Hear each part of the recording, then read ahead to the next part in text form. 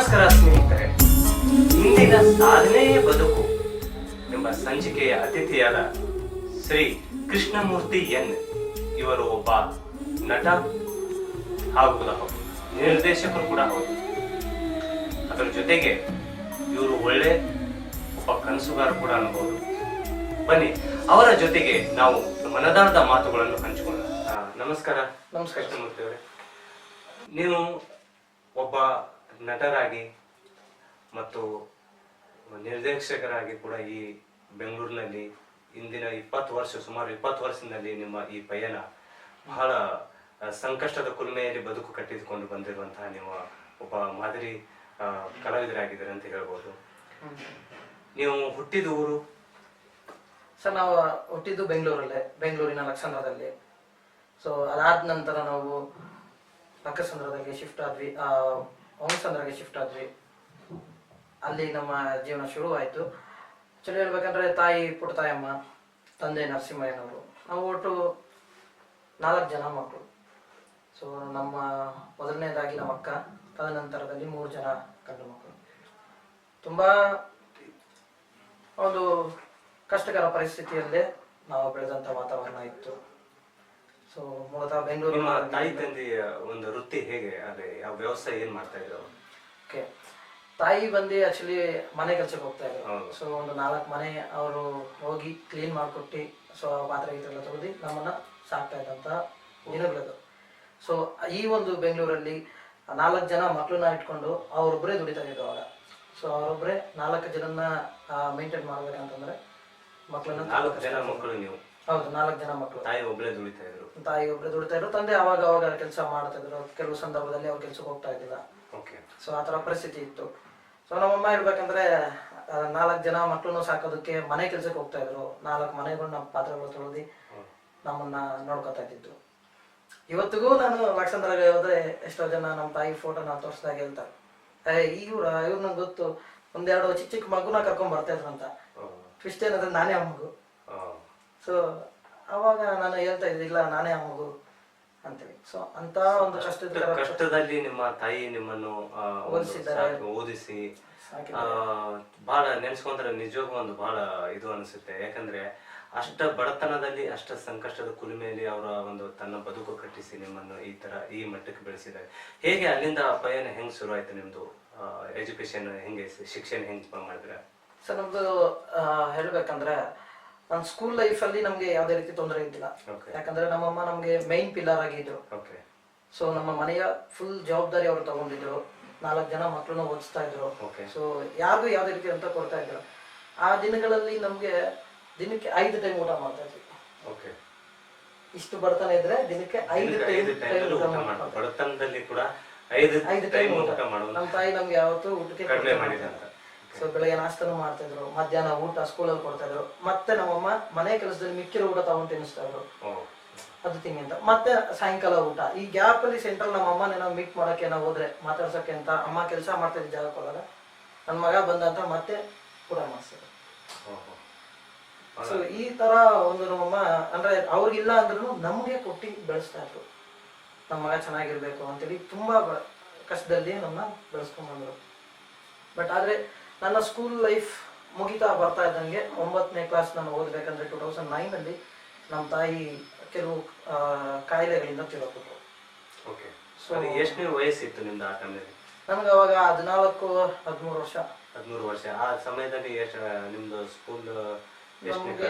ನಾನು 9ನೇ ಕ್ಲಾಸ್ ಓದ್ತಾ ಇದ್ದೆ ಅವಾಗ ನಮ್ಮ ತಾಯಿ ತೀರ್ಕೊಬಿಟ್ರು. ಸೊ ಮನೆಯ ಜವಾಬ್ದಾರಿನ ಯಾರು ತಗೊಳ್ಳೋದು ಗೊತ್ತಿಲ್ಲ. ಸೊ ನಮ್ಮ ತಂದೆ ಕೂಡ ಒಂದ್ ಸ್ವಲ್ಪ ಅವಾಗ ಕೆಲ್ಸಕ್ಕೆ ಹೋಗ್ತಾ ಇದ್ರು, ಗಾರೆ ಕೆಲ್ಸಕ್ಕೆ. ಕೆಲವು ಟೈಮಲ್ಲಿ ಅವರು ಕೆಲ್ಸಕ್ಕೆ ಹೋಗ್ತಾ ಇದ್ದಿಲ್ಲ. ಸೊ ಈಗಿನ ಅಂತ ಪರಿಸ್ಥಿತಿಯಲ್ಲಿ ಏನ್ ಮಾಡ್ಬೇಕು ಒಂದು ಅರ್ಥ ಆಗಿಲ್ಲ. ಸೊ ನಮ್ಮ ಅಕ್ಕ ಮೈನ್ ಆಗಿ ನಿಂತ್ಕೊಂಡ್ರು. 2ನೇ ತಾಯಿಯಾಗಿ ಅವ್ರು ನಿಂತ್ಕೊಂಡ್ರು. ಅಕ್ಕ ನಿಂತ್ಕೊಂಡು ಇಲ್ಲ ನನ್ನ ತಮ್ಮಂದಿರು ಈ ತರ ಆಗ್ಬಾರ್ದು. ಆಕ್ಚುಲಿ ವಿಷಯ ಏನಂದ್ರೆ ಅವಾಗ ನಮ್ಮ ಅಕ್ಕ ಮದ್ವೆಗಂತ ಪ್ಲಾನ್ ಮಾಡ್ತಾ ಇದ್ವಿ. ನಮ್ಮ ಅಕ್ಕ ಈಗ ಮದ್ವೆ ಆಗಿ ಹೋಗ್ಬಿಟ್ರೆ ನನ್ನ ತಮ್ಮಂದಿರು ಇದಾಗ್ಬಿಡ್ತಾರೆ. ಸೊ ಅವ್ರೊಂದು ಕೆಲ್ಸಕ್ಕೆ ಹೋಗ್ಲಿ, ಅವ್ರೊಂದ್ ಕಡೆ ನಿಂತ್ಕೊಳ್ಳಿ, ಅದಾದ್ಮೇಲೆ ಬೇಕಿದ್ರೆ ನಾನು ಮದ್ವೆ ಆಗ್ತೀನಿ ಅಂತ ನಿಂತ್ಕೊಂಡ್ಬಿಟ್ರು. ಅವಾಗ ನಾವು ಡಿಸೈಡ್ ಮಾಡಿದ್ವಿ ಏನ್ ಮಾಡ್ಬೇಕಾಗಿದೆ. ಈಗ ಸ್ಕೂಲ್ ಲೈಫ್ ನಡೀತು. ಈಗ ನಾವು ಮುಂದೆ ಓದ್ಬೇಕು ಅಂತಿದ್ರೆ ನಾವು ಕೆಲ್ಸಕ್ಕೆ ಹೋಗ್ಲೇಬೇಕು, ಹೌದು ಬೇರೆ ಆಪ್ಷನ್ ಇಲ್ಲ. ಆದ್ರೆ ನನ್ನ ಏಜ್ ಎಷ್ಟು 14 14 ವರ್ಷ. ಹೌದು. ನಮ್ಗೆ ಕೆಲ್ಸಕ್ಕೆಲ್ಲೂ ತಗೊಳ್ಳೋದಿಲ್ಲ. ನಾವು ಏನ್ ಮಾಡಿದ್ವಿ ಅಂದ್ರೆ ನಮ್ಮ ಅಣ್ಣಂದಿರಿದ್ರು, ಅಣ್ಣಂದಿರ ಡಾಕ್ಯುಮೆಂಟ್ ತಗೊಂಡೋಗಿಟ್ಟು ನಾನು ಅವ್ರ ಹೆಸರು ಕೆಲ್ಸಕ್ಕೆ ಹೋಗ್ತಾ ಇದ್ದೆ. ಸೊ ಅವ್ರ ಹೆಸರಲ್ಲಿ ಕೆಲ್ಸಕ್ಕೆ ಹೋಗುವಂಥದ್ದು ನಾನು ಶುರು ಮಾಡಿದೆ. ನನ್ನ ಮೈಂಡ್ ಸೆಟ್ ಏನಿತ್ತು ಅಂದ್ರೆ ಏನ್ ಕೆಲಸ ಮಾಡ್ಬೇಕು ಗೊತ್ತಿಲ್ಲ. ಸೊ ಸಿಕ್ಕಿದ ಕೆಲಸನ ಮಾಡ್ತಾ ಹೋದೆ. ಸೊ ಮೊದ್ಲಿಗೆ ನಾನು ಕೆಲ್ಸಕ್ಕೆ ಅಂತ ಹೋದಾಗ ನನ್ಗೆ ಕೊಟ್ಟಿದ್ದವರು ಒಂದು ಮಾಪ್ ಕೊಟ್ರು ಆಫೀಸಲ್ಲಿ, ಏನ್ ಕೆಲಸ ಮಾಡ್ಬೇಕು ಗೊತ್ತಿಲ್ಲ, ಒಂದು ಮಾಪ್ ಕೊಟ್ರು, ಹೋಗಪ್ಪ ಅಲ್ಲಿ ಬಾತ್ರೂಮ್ ಇದೆ, ಅಲ್ಲಿ ಹೋಗ್ಬಿಟ್ಟು ಮಾಪ್ ಹಾಕೊಂಬ. ನಾನು ಒಂದ್ ಸೆಕೆಂಡ್ ಯೋಚನೆ ಮಾಡಿದೆ, ನಾನು ಓದ್ತಾ ಹೋದಾಗ ನಾನು ಮಾಪ್ ಹಾಕ್ಬೇಕಾ? ಅವಾಗ ನನ್ಗೆ ಬಂದಿದ್ದ ಗ್ಯಾಪ್ನ ಫಸ್ಟ್ ನನ್ಗೆ ಫ್ಲಾಶ್ ಆಗಿ ನಮ್ಮ ತಾಯಿ. ನಮ್ಮಮ್ಮ 4 ಮನೆಯಲ್ಲಿ ಮನೆ ಒರೆಸಿ ಪಾತ್ರೆ ತೊಳೆದಿ ಬಟ್ಟೆ ಒಗ್ದಿನ ನಂಗೆ ಮುಚ್ಚಾಕಿದಾರಂದ್ರೆ ನಾನು ಮಾಡಬಾರ್ದ? ಮಾಡೋಣ. ಸೊ ಅವಾಗ ನಾನು ಹೌಸ್ ಕೀಪಿಂಗ್ ಕೆಲಸ ಮಾಡಿದೆ, ಮಾಪ್ ಹಾಕ್ದೆ. ಸೊ ನಮ್ಮ ಕಾಲೇಜ್ ಲೈಫ್ ನಾವು ಈವ್ನಿಂಗ್ ಕಾಲೇಜ್ಗೆ ಹೋದ್ವಿ, ನಾವು 3 ಈವ್ನಿಂಗ್ ಕಾಲೇಜಿಗೆ ಹೋಗ್ಬಿಟ್ವಿ, ನಾನು ನಮ್ಮ ಅಣ್ಣಂದಿರೆಲ್ಲ. ನಮ್ಮ ಅಕ್ಕ PUC ಆಗ್ತದಂಗೆ ಸ್ಟಾಪ್ ಮಾಡ್ಬಿಟ್ರು, ಯಾಕಂದ್ರೆ ಅವ್ರು ಓದಕ್ಕೆ ಹೋದ್ರೆ ನಮ್ಗೆ ನಮ್ಮದು ಓದ್ಸಕ್ಕಾಗಲ್ಲ. ಅವ್ರು ಡಿಗ್ರಿಗೆ ಹೋಗೇ ಇಲ್ಲ, ಅವ್ರು PU ಸ್ಟಾಪ್ ಮಾಡ್ರು. ನಮ್ಮ ತಾಯಿ ತಿರೋದಾಗಿಂದ ಅವ್ರು ಕೆಲ್ಸಕ್ಕೆ ಹೋದ್ರು ಗಾರ್ಮೆಂಟ್ಸ್ ಅಲ್ಲಿ. ನಾವು ಆ ಪರಿಸ್ಥಿತಿಯಲ್ಲಿ ಯಾರನ್ನ ಏನ್ ಕೇಳ್ಬೇಕು ಗೊತ್ತಿಲ್ಲ, ಏನ್ ಮಾಡ್ಬೇಕು ಗೊತ್ತಿಲ್ಲ, ಏನ್ ದಾರಿ ಇಟ್ಕೋಬೇಕು. ಅಟ್ಲೀಸ್ಟ್ ನಾವು ಓಕೆ ನಾನೊಬ್ಬ ಫಿಲಂ ಡೈರೆಕ್ಟರ್ ಆಗ್ಬೇಕಾ ಗೊತ್ತಿಲ್ಲ, ನಾನೊಬ್ಬ ಆಫೀಸರ್ ಆಗ್ಬೇಕಾ ಗೊತ್ತಿಲ್ಲ. ಅಲ್ಲ, ಆ ಸಂದರ್ಭದಲ್ಲಿ ಇವೆಲ್ಲ ನೆನಪರಂಗಿಲ್ಲ. ಫಸ್ಟ್ ನಿಮ್ದು ಬದುಕು ಹೆಂಗಿತ್ತು ಅಂತಂದ್ರೆ ನಾವು ಇವತ್ತು ದುಡಿದ್ರೆ ನಮಗೆ ಇವತ್ತು ಹೊಟ್ಟೆ ತುಂಬಬೇಕು ಅಂತ ಆ ಸಂದರ್ಭದಲ್ಲಿ ಆತರ ಕನಸುಗಳಂತ ಮುಂದಿನ ಕನಸುಗಳೇ ಗೊತ್ತಿರ್ಲಿಲ್ಲ. ಈಗ ಆ ಟೈಮ್ನಲ್ಲಿ ನಿಮ್ಮ ಎಜುಕೇಶನ್ ಮುಗಿಸೋದೇ ಬಹಳ ಕಷ್ಟ ಆಯ್ತು ಅಂತ ಅನ್ನಿಸ್ಬೋದು. ಹೇಗೆ ಮುಗಿಸಿದ್ರಿ ಅದು? ಆಮೇಲೆ ನಿಮ್ಮ ಎಜುಕೇಶನ್ ಎಲ್ಲಿ ತನಕ ನೀವು ಹೇಗೆ ಕಂಪ್ಲೀಟ್ ಮಾಡಿದ್ರಿ? ಅಂದ್ರೆ ಅವಾಗ ನಮ್ಗೆ ಕಾಲೇಜ್ಗಳಲ್ಲಿ ಕೇಳ್ತಾ ಇದ್ರು, ನೀನ್ ಏನ್ ತಗೋತೀಯ, ಕಾಮರ್ಸ್ ಅಥವಾ ಎಕನಾಮಿಕ್ ಏನ್ ತಗೋತೀಯ? ನಾವು ಕಡಿಮೆ ಯಾವ್ದು ತಗೊಂಡ್ರೆ ಬದುಕಬಹುದು. ಇವಾಗ ಕಂಪ್ಯೂಟರ್ ಸೈನ್ಸ್ ತಗೊಂಡ್ರೆ ಸಾಫ್ಟ್ವೇರ್ ಇಂಜಿನಿಯರ್ ಆಗೋದಕ್ಕೆ ಲಕ್ಷ ಫೀಸ್, ದುಡ್ಡಿನ ಯೋಚನೆ ಮಾಡಿದ್ವಿ. ಅದೆಲ್ಲ ಬೇಡ ನಮ್ಗೆ, ಕಾಮರ್ಸ್ ಹೋಗೋಣ ಅಥವಾ ಆರ್ಟ್ಸ್ ಅಲ್ಲಿ ಹೋಗೋಣ ಅಂತ ನೋಡಿದ್ವಿ. ಆರ್ಟ್ಸ್ ನಮ್ಗೆ ಸಿಕ್ಕಿಲ್ಲ, ಸೊ ಕಾಮರ್ಸ್ ತಗೊಂಡ್ವಿ. ಸೊ ಕಾಮರ್ಸ್ ಸಬ್ಜೆಕ್ಟ್ ನ ತಗೊಂಡು ಈವ್ನಿಂಗ್ ಕಾಲೇಜಿಗೆ ಹೋಗ್ಬೇಕಂದ್ರೆ ಬೆಳಗ್ಗೆ ಟೈಮ್ ಕೆಲಸ ಮಾಡ್ತಾ ಇದ್ವಿ. ಏನ್ ಕೆಲಸ ಅಂದ್ರೆ ಇದೇ ಕೆಲಸನೇ, ಹೌಸ್ ಕೀಪಿಂಗ್ ಕೆಲಸ ಮಾಡ್ತಾ ಇದ್ವಿ, ಆಫೀಸ್ ಬಾಯ್ ಕೆಲಸ ಮಾಡ್ತಾ ಇದ್ವಿ. ಏನ್ ಕೆಲಸ ಮಾಡ್ಬೇಕು ಗೊತ್ತಿಲ್ಲ, ಸಿಕ್ಕಿದ ಕೆಲಸ ಮಾಡೋದು. ಪಾರ್ಟ್ ಟೈಮ್ ಜಾಬ್ ಮಾಡ್ಕೊಂಡೆ ನೀವು? Full time job, part time education ನಮ್ದು. ಬೆಳಗ್ಗೆಯಿಂದ ಸಾಯಂಕಾಲವರೆಗೂ ಕೆಲಸ ಮಾಡಬೇಕು, ಸಂಜೆ 6 ಗಂಟೆಯಿಂದ 10 ಗಂಟೆವರೆಗೂ ಕಾಲೇಜು. ಸೊ ಈ ರೀತಿಯಲ್ಲಿ ನಾವು ಎಜುಕೇಶನ್ ಮುಗಿಸ್ಕೊಂಡ್ವಿ. ಆವಾಗ ನನಗೆ ಒಂದು ಅರ್ಥ ಆಯ್ತು ಎಲ್ಲ. ಸೊ ನಾನು ಬರೀ ಏನಂದ್ರೆ ಅದು ಕೆಲಸ ಮಾಡ್ಕೊಂಡು ಹೋದ್ರೆ ಆಗಲ್ಲ. ನಮ್ಮ ತಾಯಿ ಯಾವಾಗ್ಲೂ ಹೇಳ್ತಾ ಇದ್ರು, ನಮ್ಮ ಮಕ್ಳುಗಳು ದೊಡ್ಡ ಆಫೀಸರ್ಗಳಾಗ್ಬೇಕು, ಒಂದು ಕಂಪ್ನಿಲಿ ಹೋಗ್ಬೇಕು, ನಂತರ ವರ್ಷೋ ಕೆಲಸಕ್ಕೆಲ್ಲ ಹೋಗ್ಬಾರ್ದು ಅಂತ. ಸೊ ಅದನ್ನ ಮೈಂಡಲ್ಲಿ ಹಾಕೊಂಡ್ರೆ ಏನ್ ಕೆಲಸ ಸಿಗುತ್ತೆ ಎಲ್ಲ ಮಾಡೋಣ, ಇದು ಬೇಡ ಅನ್ನೋದಿಲ್ಲ, ಎಲ್ಲ ಮಾಡ್ಬೇಕು. ಕೆಲಸ ನಿಲ್ಬಾರ್ದು, ಮಾಡೋಣ, ಆಮೇಲೆ ಡಿಸೈಡ್ ಮಾಡೋಣ ಏನಾಗ್ತೀನಿ ನಂಗೆ ಗೊತ್ತಿಲ್ಲ. ಸೆಕ್ಯೂರಿಟಿ ಕೆಲಸ ಕೊಟ್ರು, ನಾವೊಬ್ರು ಕೇಳಿದ್ದೆ, ನಾನು ಸುಮ್ಮನೆ ಕೂತಿರ್ಬೇಕು, ದುಡ್ಡು ಬರ್ಬೇಕು, ಜಸ್ಟ್ ಕುತ್ಕೊಂಡಿರ್ಬೇಕು, ನಂಗೆ ದುಡ್ಡು ಬರ್ಬೇಕು. ಆಗಿದ ಬಾ ಅಂತ ಸೆಕ್ಯೂರಿಟಿ ಕೆಲಸ ಕೊಡ್ಸ್ಬಿಟ್ರು. 1 ವರ್ಷ ಸೆಕ್ಯೂರಿಟಿ ಕೆಲಸನೂ ಮಾಡಿದೆ. ಸುಮ್ಮನೆ ಕುತ್ಕೋ, ID ಕಾರ್ಡ್ ಚೆಕ್ ಮಾಡು, ಕುತ್ಕೋ, ಸಂಬಳ ಬಂತು. ಆಮೇಲೆ ನನ್ಗೆ ಅನ್ಸ್ಬಿಟ್ಟು ನಾನು ಸೋಂಬೇರಿ ಆಗ್ಬಿಟ್ಟೆ ಅಂತ. ಏಜ್ ನಮ್ದು ಕಾಲೇಜ್ ಲೈಫ್ ಏಜ್, ನಾನು ಸೋಂಬೇರಿ ಆಗ್ಬಾರ್ದು, ಏನ್ ಮಾಡ್ಬೇಕು. ಸೊ ಅದಾದ್ಮೇಲೆ ನಾವು ಒಬ್ಬೊಬ್ರು ನನ್ನ ಕೆಲಸ ಬಂದ್ರು. ನಮ್ಮ ಅಣ್ಣ ಡೆಲಿವರಿ ಬಾಯ್ ಕೆಲಸ ಮಾಡ್ತಾ ಇದ್ರು, ಇನ್ನೊಂದು ಅಣ್ಣನು ಆಫೀಸಲ್ಲಿ ಆಫೀಸ್ ಬಾಯ್ ಕೆಲಸ ಮಾಡ್ತಾ ಇದ್ರು, ನಾನು ಇಲ್ಲಿ ಹೌಸ್ ಕೀಪಿಂಗು, ಆಫೀಸ್ ಬಾಯ್ ಏನ್ ಸಿಗುತ್ತೆ ಅದು ಮಾಡ್ತಾ ಇದ್ದೆ. ತುಂಬಾ ಅಂದ್ರೆ ತುಂಬಾ ಕಷ್ಟದ ಪರಿಸ್ಥಿತಿಯಲ್ಲಿ ಹೋಯ್ತು. ಅದಾದ್ಮೇಲೆ ಯೋಚನೆ ಮಾಡಿದ್ವಿ, ಇಲ್ಲ ನಮ್ಮ ಅಕ್ಕ ಮದುವೆ ಮಾಡ್ಬಿಡೋಣ ಫಸ್ಟ್. ನಾವು ಸೆಟಲ್ ಆಗ್ತಾ ಬಂದ್ವಿ, ನಮ್ಮ ಅಕ್ಕಗೆ ಮದುವೆ ಮಾಡಿ ಕಳ್ಸ್ಬಿಟ್ವಿ. ಅಲ್ಲಿಂದಲೇ ನಮ್ಮ ಲೈಫಲ್ಲಿ ಟರ್ನಿಂಗ್ ಪಾಯಿಂಟ್ ಬಂತು. ಅಕ್ಕ ನಾನು ಮಾತಾಡ್ತಿರೋದು ಕೃಷ್ಣನ್ ಬಗ್ಗೆ ಹೇಳ್ಬೇಕಂದ್ರೆ, ಕೃಷ್ಣ ಯಾವಾಗ್ಲೂ ಕೆಲ್ಸಕ್ಕೂ ಹೋಗ್ಕೊಂಡು ಜೀವನದಲ್ಲಿ ಶೂಟಿಂಗು ಮಾಡ್ಕೊಂಡು ಎಲ್ಲ ಮಾಡ್ತಾ ಇದ್ದಾನೆ, ಬ್ಯಾಲೆನ್ಸಿಂಗ್ ಮಾಡ್ತಾ ಇದ್ದಾನೆ. ಅವನು ಜಾಸ್ತಿ ಯಾವಾಗ್ಲೂ ಮನೇಲೇ ಇರ್ತಿದ್ದ, ಮನೇಲಿ ಏನಾರು ಬರೆಯೋದು, ಇದು ಮಾಡೋದು, ಏನಾದ್ರು ಮ್ಯೂಸಿಕಲ್ ಕಂಪೋಸ್ ಮಾಡೋದು, ಅದನ್ನೇ ಮಾಡ್ತಿದ್ದ. ಇದೆಲ್ಲ ಏನಕ್ಕೆ ಬೇಕು, ಇದೆಲ್ಲ ಮಾಡಬೇಡ ಅಂದ್ರು ಕೇಳ್ತಾನೆ ಇರ್ಲಿಲ್ಲ ಅವನು. ನಾನು ಏನಾದ್ರು ಮಾಡಬೇಕು, ಏನಾದ್ರು ಅಚೀವ್ ಮಾಡಬೇಕು ಅನ್ನೋದೇ ಅವ್ನ ಮೈಂಡಲ್ಲಿ ಇತ್ತು. ನಾವೇನಾದ್ರು ಕೆಲ್ಸಕ್ಕೆ ಹೋಗು ಅಂದರೆ, ಇಲ್ಲ ನಾನು ಫಿಲಮ್ ಇಂಡಸ್ಟ್ರಿನಲ್ಲಿ ಏನಾದ್ರು ಇದು ಮಾಡ್ತೀನಿ, ಅಚೀವ್ ಮಾಡಬೇಕು ಅಂತ ಆಸೆ ಐತೆ ಅಂತ ಹೇಳ್ತಿರೋನು. ಆಮೇಲೆ ಒಂದ್ ಸ್ವಲ್ಪ ದಿನ ಮನೇಲಿ ಇದ್ಬಿಡೋನು, ಆಮೇಲೆ ಇನ್ನು ಸ್ವಲ್ಪ ದಿನ ಮತ್ತೆ ಕೆಲ್ಸಕ್ಕೆ ಹೋಗೋನು. ಅವಾಗ ಇದು ಮಾಡ್ಕೊಂಡು ಅದು ಮಾಡ್ಕೊಂಡು 2 ಬ್ಯಾಲೆನ್ಸಿಂಗ್ ಮಾಡೋನು.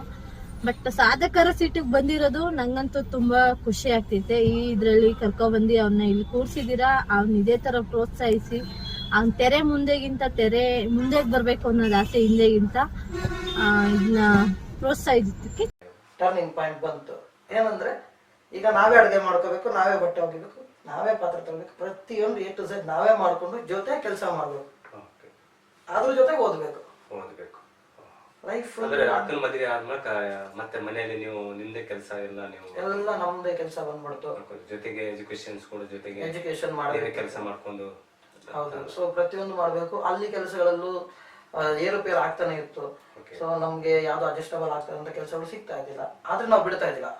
ಇದು ಬಿಟ್ಟಿದ ತಕ್ಷಣ ಇನ್ನೊಂದು ಕೆಲಸ ಟಕ್ಕಂತ ಹೋಗಿ ಮಾಡ್ಬೇಕು.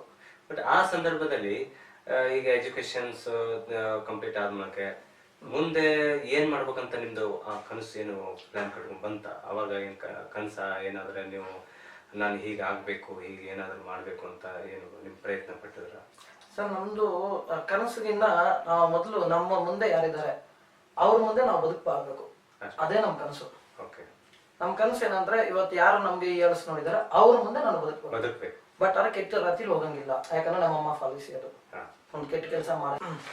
ನಿಮ್ಮ ವೃತ್ತಿ ಜೀವನ ನಂತರ ನಿಮ್ದು ಈ ಸಿನಿಮಾದು ಹುಚ್ಚು ಆ ಕನಸು ಎಲ್ಲಿಂದ ಪ್ರಾರಂಭ ಆಯ್ತು ನಿಮ್ದು?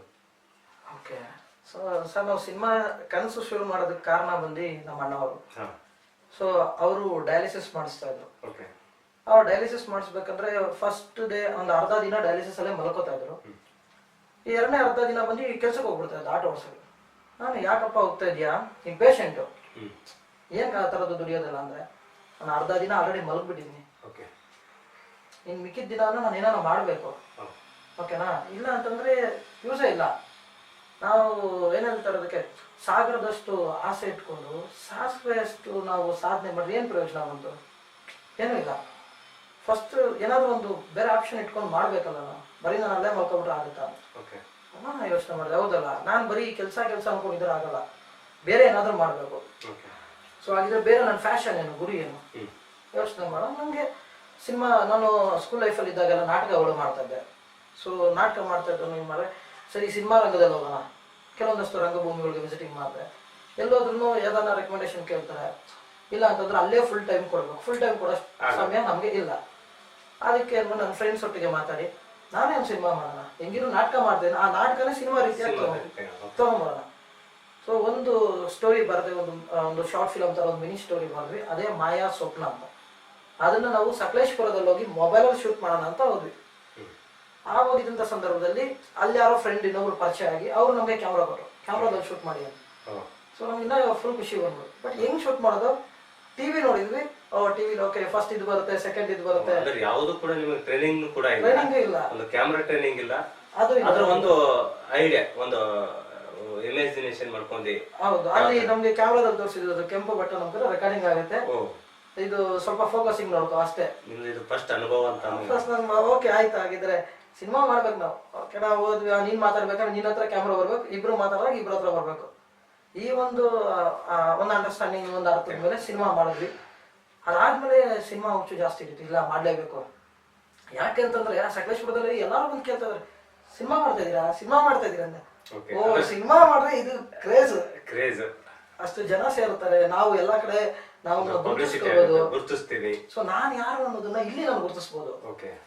ಸೊ ಬೇರೆ ಗುರುತಿಸ್ನ ಇಲ್ಲಿ ಸ್ವಲ್ಪ ಜಾಸ್ತಿ ಅವಾಗ ನನಗೊಂದು ಪ್ಲಾಟ್ಫಾರ್ಮ್ ಸಿಕ್ತು. ಸೊ ನನ್ನ ಫ್ರೆಂಡ್ಸ್ ಹತ್ರ ಎಲ್ಲ ಮಾತಾಡಿದೆ, ಸಿನಿಮಾ ಮಾಡೋಣ ಈ ತರ.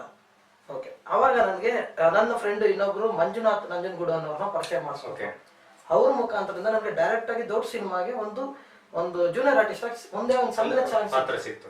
ಅದು ಕರೆಯೋಲೆ ಅಂತ ಒಂದು ಸಿನಿಮಾ, ಅದು ಸಣ್ಣ ಪಾತ್ರ ಪೀಸ್ ಇದು. ಅವಾಗ ಫುಲ್ ಡ್ರೆಸ್ ಹಾಕೊಂಡು ನಾವು ಹೋಗಿ ಮಾಡಿದ್ದು, ಆ ಒಂದು ಎನರ್ಜಿ ನೋಡಿದಾಗ ಕನ್ಫರ್ಮ್ ಆಯ್ತು, ಇದು ನನ್ನ ದಾರಿ, ಇಲ್ಲೇ ನಾನು ಬಿಡಬಾರ್ದು, ಇದ್ರ ಕಲಿಬೇಕು, ಏನಾದ್ರೂ ಮಾಡಿ ಕಲಿಬೇಕು. ಸೊ ಅದಾದ್ಮೇಲೆ ಅವರ ಮಂಜು ನಂಜನಗೂಡು ಹತ್ರ ಕೇಳಿದ್ವಿ, ಇನ್ನೊಂದೆರಡು ಚಾನ್ಸ್ ಕೊಡಿಸಿ ಸರ್ ಪ್ಲೀಸ್ ಅಂತ. ಅವರು ಎಷ್ಟೋ ಕಲಾವಿದರುಗಳಿಗೆ ತಗೊಂಬಂದು ಹೊಸಬ್ರನ್ನೆಲ್ಲ ತಗೊಂಬಂದು ಸಿನಿಮಾದಲ್ಲಿ ಸೇರಿಸ್ತಾರೆ. ಯಾವುದೇ ಒಂದು ದುಡ್ಡಿನ ಅಪೇಕ್ಷೆ ಇಲ್ಲ ಅವ್ರ ಹತ್ರ, ಯಾವುದೇ ರೀತಿ ಇಲ್ಲ, ಅವಕಾಶಗಳನ್ನ ಕೊಡ್ತಾ ಇದ್ದಾರೆ. ಸೊ ಅಂತವ್ರು ಫ್ರೆಂಡ್ಶಿಪ್ ಇದು ತುಂಬಾ ಗ್ರೇಟ್ ಅವತ್ತಿನ ದಿನಕ್ಕೆ. ಸೊ ಅವ್ರ ಹತ್ರ ನಮ್ಗೆ ಏನಂದ್ರೆ ಓಕೆ, ಅಲ್ಲೂ ಹೋದ್ರು ಒಂದು 2 ಟೈಮ್ ಊಟನೂ ಕೊಡ್ತಾರೆ ಫ್ರೀಯಾಗಿ. ನಾವು ದುಡ್ಡೆಲ್ಲ ಕೇಳಕ್ಕಂತೂ ಆಗಲ್ಲ, ಸಿನಿಮಾ ನಮ್ಗೆ ಚಾನ್ಸ್ ಸಿಗ್ತದೆ, ಅದೇ ದೊಡ್ಡದು. ಸ್ಟಾರ್ಟಿಂಗ್ ದಲ್ಲಿ ನಿಮ್ಗೆ ಅದು ಸಿಕ್ಕಿದೆ ದೊಡ್ಡದು ಅಂತ ಅನಿಸುತ್ತೆ, ಸಿಕ್ಕಿದೆ ದೊಡ್ಡದು, ಅವಕಾಶ ಸಿಗದೆ ದೊಡ್ಡ ಕಷ್ಟ. ಆದ್ರೆ ಅವ್ರು ಬರ್ತಾ ಇದ್ದು 6 ತಿಂಗಳಿಗೋ ವರ್ಷಕ್ಕೋ ಒಂದು ಸಲ ಬೆಂಗಳೂರಿಗೆ. ಅವ್ರು ಬಂದು ಸಿನಿಮಾ ಇದ್ದಾಗ ಮಾತ್ರ ನಮ್ಮನ್ನ ಕರೀತಾರೆ, ಅದು ನಾವು ಗ್ಯಾಪ್ನ ಆದ್ರೆ, ಇಲ್ಲ ಅಂದ್ರೆ ನೆನಪಾಗಿಲ್ಲ ಅಂದ್ರೆ ಸಿಗ್ತಾ ಇದ್ದೀರ. ಸೊ ನಾನು ಪ್ಲಾನ್ ಮಾಡಿದೆ, ಇಲ್ಲ ನಮ್ಮದೇ ಒಂದು ಸಿನಿಮಾ ಸ್ಟೋರಿ ರೆಡಿ ಮಾಡೋಣ ಅಂತೇಳಿ. ಸಿನಿಮಾ ಅಂದರೆ ಏನು ಅಂದರೆ ಎಷ್ಟು ದುಡ್ಡು ಖರ್ಚಾಗುತ್ತೆ, ನಾವು ಈ ದುಡ್ಡು ಅಂದ್ರೆ ಊಟ ತಿಂಡಿ ಖರ್ಚು ಅಷ್ಟೇ, ಊಟ ತಿಂಡಿ ಖರ್ಚು. ಸಿನಿಮಾಗೆ ನಾವು ಕ್ಯಾಮ್ರಾ ಎಲ್ಲ ಬಾಡಿಗೆ ತರಬೇಕು, ಕ್ಯಾಮ್ರಾ ಅಷ್ಟು ದುಡ್ಡು ನಮ್ಮ ಹತ್ರನೂ ಇಲ್ಲ. ಸೊ ಒಂದು ಪ್ಲಾನ್ ಮಾಡಿದೆ, ಇಲ್ಲ ಪಾರ್ಟ್ ಟೈಮಲ್ಲಿ ಡೆಲಿವರಿ ಬಾಯ್ ಕೆಲಸ ಮಾಡೋಣ.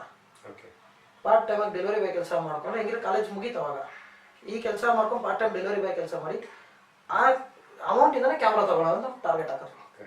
ಅದೇ ದುಡ್ಡಿಂದನೇ ದುಡ್ದು ನಾವು ಒಂದು ಕ್ಯಾಮ್ರಾ ತಗೊಂಡೆ. ಇನ್ನೇನು ಶೂಟಿಂಗ್ ಹೋಗ್ಬೇಕು ಆ ಟೈಮಲ್ಲಿ ಒಂದು 4 ಸ್ಟೋರಿಗಳನ್ನು ಕುತ್ಕೊಂಡು ನೈಟೆಲ್ಲ ಕುತ್ಕೊಂಡು ಬರಿತಾನೆ ಇದ್ದೆ. ಸುಮ್ಮನೆ ನಂಗೆ ಬರೆಯೋದ್ರೆ ಒಂದು ಬರಿತಾನೆ ಇದ್ವಿ ಇದು ಹಿಂಗಿರ್ಬೋದು ಹಂಗಿರ್ಬೋದು ಅಂತೇಳಿ ಒಂದು ಕಾನ್ಸೆಪ್ಟ್ ಮಾಡಿ ಬರೆದ್ವಿ. ಸೊ ಆವಾಗ ಒಂದು ಚಾರ್ಜ್ ಶೀಟ್ ಅಂತ ಒಂದು ದೊಡ್ಡ ಸಿನಿಮಾ, ಗುರುರಾಜ್ ಕುಲಕರ್ಣಿ ಅವರ ಡೈರೆಕ್ಷನಲ್ಲಿ ಒಂದು ಚಾರ್ಜ್ ಶೀಟ್ ಅನ್ನೋದು ಒಂದು ದೊಡ್ಡ ಸಿನಿಮಾದ ಶೂಟಿಂಗ್ ನಡೀತಾ ಇತ್ತು. ಅದೇ ಟೈಮಲ್ಲಿ ಮಂಜು ನಂಜನಗೂಡ ಅವ್ರು ಸಿಕ್ಕಿದ್ರು. ಅವರು ಒಂದು ಚಾನ್ಸ್ ಇದೆಯಾ ಮಾಡ್ತೀನಿ ಅನ್ನೋದು. ನಾನು ಚಾನ್ಸ್ ಇದ್ರೆ ಓಕೆ, ಈ ಥರ ಎಲ್ಲ ಬರ್ದಿದ್ದೀನಿ, ಹಿಂಗೆಲ್ಲ ಮಾಡಿದ್ದೀನಿ, ನಾವು ಸಿನಿಮಾ ಮಾಡ್ಬೇಕಣ್ಣ ಅಂದರೆ, ಬೈ ನೀನು ಇದೆಲ್ಲ ಮಾಡಿ ನೀನು ಡೈರೆಕ್ಟರ್ ಆಗ್ಬಿಟ್ಟಿದ್ಯಾ ನೋಡ್ರಿ. ನಮ್ಗೆ ಫುಲ್ ಖುಷಿ, ನಾನು ಡೈರೆಕ್ಟರ್ ಹಿಂಗೆಲ್ಲ ಬರ್ದ ಡೈರೆಕ್ಟರ್ ಅಂದ್ರೆ ನೀನು ಬಾರೋ ನಿನ್ನ ಕರ್ಕೊಂಡೋಗಿ ಸೇರಿಸ್ತೀನಿ ಅಂತೇಳಿ DSK ಸಿನಿಮಾಸ್ ಅಂತ ಒಂದು ಉಳ್ಮಾವಲ್ಲಿ DSK ಸಿನಿಮಾಸ್ ಇದೆ, ಸುನಿಲ್ ಕುಂಬಾರ್ ಅವರು. ಅಲ್ಲಿ ಹೋಗಿ ಡೈರೆಕ್ಟರ್ನ ಪರಿಚಯ ಮಾಡಿಸಿದ್ರು ಗುರುರಾಜ್ ಕುಲಕರ್ಣಿ ಅವ್ರನ್ನ. ಸರ್ ನಮ್ಮ ಹುಡುಗ ಏನು ಮಾಡೋದು ಒಂದು ಕ್ಯಾರೆಕ್ಟರ್ ಹೇಳಿದ್ದೀನಲ್ಲ, ಒಂದು ಜೂನಿಯರ್ ಆರ್ಟಿಸ್ಟ್ ಕ್ಯಾರೆಕ್ಟರ್ ಕೊಡ್ತೀನಿ. ಸರ್ ಇಲ್ಲ ಅವ್ನು ಏನೇನೋ ಮಾಡಿದ್ದಾನೆ ನೋಡಿ ಅಂದ್ರೆ ನಾವು 2 ಬುಕ್ ಬರೆದಿದ್ವಿ. 2 ಬುಕ್ ತಗೊಂಡು ಸರ್ ಈ ಥರ 4 ಕಥೆ ಇದೆ ಸರ್, ಹಿಂಗೆಲ್ಲ ಶೂಟಿಂಗ್ ಯಾವತ್ತ ನಾವು ಮಾಡಿದ್ದೆ ಅಂದರು. ನಾವು ಮಾಯಾ ಸ್ವಪ್ನ ಮಾಡಿದ್ವಲ್ಲ ಸರ್, ಹಿಂಗೆ ಮಾಡಿದ್ದೀವಿ. ಏನು ಮಾಡಿದ್ದೆ Z ನಾನೇ ಮಾಡಿರೋದು, ನಾ ಏನಂತ ಹೇಳಿ ಸರ್ ಎಲ್ಲ ಊಟದೆಲ್ಲ ನೋಡ್ತಾ ಇದ್ವಿ, ಶೂಟಿಂಗ್ ಮಾಡ್ತಾ ಇದ್ವಿ, ಡೈಲಾಗ್ ಹೇಳಕ್ ಬರುತ್ತೆ ಸರ್.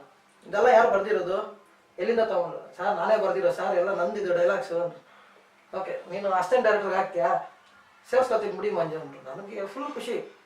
ಆದರೆ ವಿಷಯ ಏನಂತಂದರೆ 2 ತಿಂಗಳು ಅಥವಾ 3 ತಿಂಗಳು ಇಲ್ಲಿ ಇರ್ಬೇಕು ನೀನು ಅಂದ್ರೆ. ನಾನು ಕೆಲಸ ಬಿಟ್ಬಿಟ್ಟು ಹಿಂಗೆ ಇರೋಕ್ಕಾಗುತ್ತೆ, HR ಕೆಲಸ ಬರೇ ಅವಾಗ ತಾನೇ ಎಲ್ಲ ಕಡೆನೂ ನನ್ನ ಹೆಸರು ಮಾಡ್ಕೊಂಡು ಬಂದಿದ್ದೀನಿ.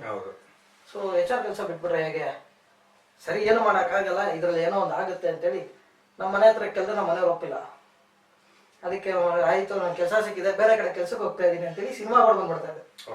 ಆದರೆ ಅವ್ರಿಗೊಂದು ಡೌಟ್ ಬಂತು, ಕೆಲಸಕ್ಕೆ ನಾನು ರೆಡಿಯಾಗಿ ಹೋಗೋದು 9 ಗಂಟೆಗೆ, ಸಿನಿಮಾ ಶೂಟಿಂಗ್ ನಾವು ರೆಡಿ ಆಗೋದು ಬೆಳಗ್ಗೆ 5 ಗಂಟೆಗೆ. ಸೊ ಅವ್ರಿಗೆ ಒಂದು ವಿಚಾರ ಬಂತು, ಇವನು ಏನೋ ಮಾಡ್ತಾ ಇದ್ದಾನೆ, ಇವನು ಕೆಲಸಕ್ಕೆ ಹೋಗ್ತಾ ಇಲ್ಲ ಅಂತ.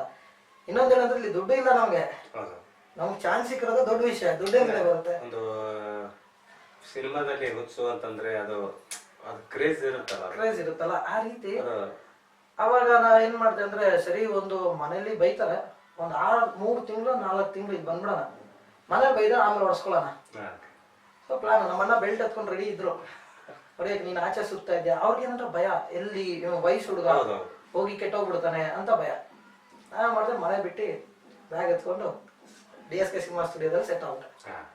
ಅಲ್ಲಿ 2 ತಿಂಗಳು ಫಿಕ್ಸ್ ನಮ್ದು. ಅದೇ ಟೈಮಲ್ಲಿ 2 ತಿಂಗಳು ಫಿಕ್ಸ್ ಆಗಿ ಕೊರೋನಾ ಟೈಮ್ ಅವಾಗ. ಅದೇ ಟೈಮಲ್ಲಿ ಶೂಟಿಂಗು ನಡೀತಾ ಇತ್ತು.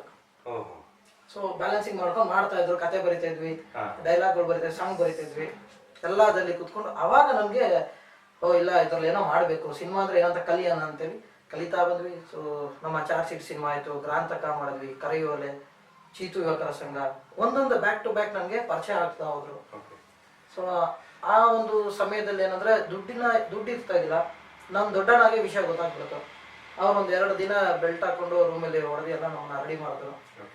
ಆಮೇಲೆ ಅವ್ನಿಗೆ ಅರ್ಥ ಆಯ್ತು, ಇವನು ಇದನ್ನ ಬಿಡಲ್ಲ, ಸರಿ ಒಂದು 6 ತಿಂಗಳು ನಾನು ಮನೆ ಮೇಂಟೈನ್ ಮಾಡ್ತೀನಪ್ಪ, ನೀನು ಹೋಗಿ ಅದೇನು ಮಾಡ್ತೇವೆ ಮಾಡ್ಕೋಬೇಕು ಅಂತ ಫುಲ್ ಸಪೋರ್ಟ್ ಸಿಕ್ಬಿಡ್ತು. ನಿನ್ಗೇನು ದುಡ್ಡು ಬೇಕಾ ನಾನು ಕೇಳೋ, ನಾನು ಕೊಡ್ತೀನಿ.